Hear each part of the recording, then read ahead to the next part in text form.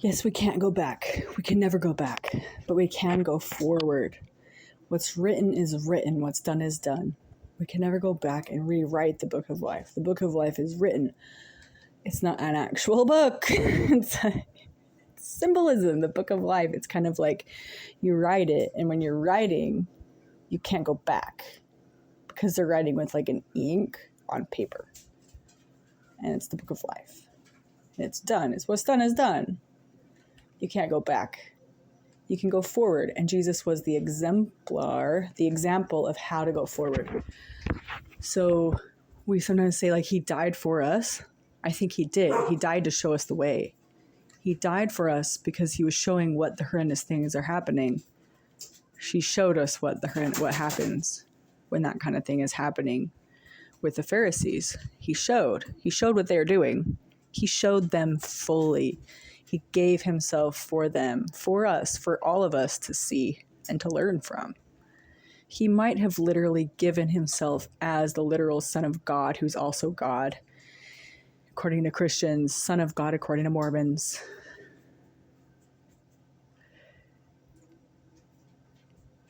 Lots of different interpretations.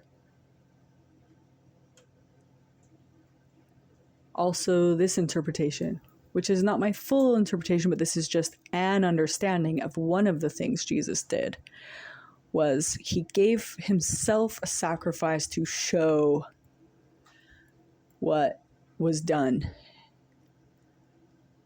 without deceit or trying to win or whatever. To show how to do it and to show what happens when you do it.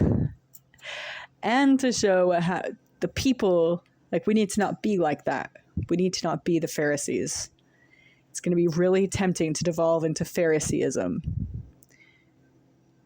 It's rampant. You got to be very careful not to devolve into that and not forget like the core foundational stuff. Like love your enemies, forgive. He showed us what to do. We're even on the cross and we're calling out, we're forgiving them in our heart and we're calling out Heavenly Father to forgive them. We're praying for our enemies, praying for them because we forgive them in our heart too. And we're not just praying for them for show and really we're harboring hate of enemies. We're forgiving them in our heart. We know they know not what they do. And we're praying openly to Heavenly Father with our full intent. When we have a Heavenly Father, we have our full intent intact, pushing forward or accept power.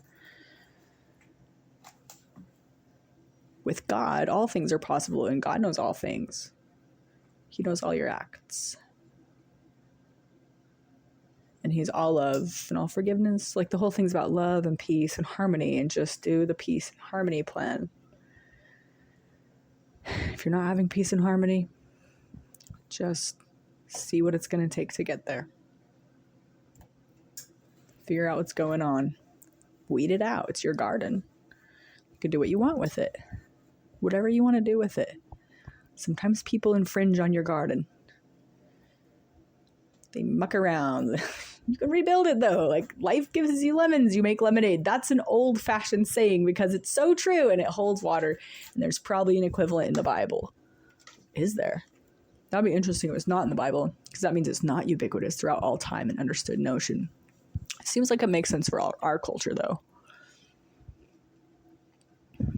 You just do with it what you can. It sucks though when people put parameters and fences around your life. It's like an intrusion.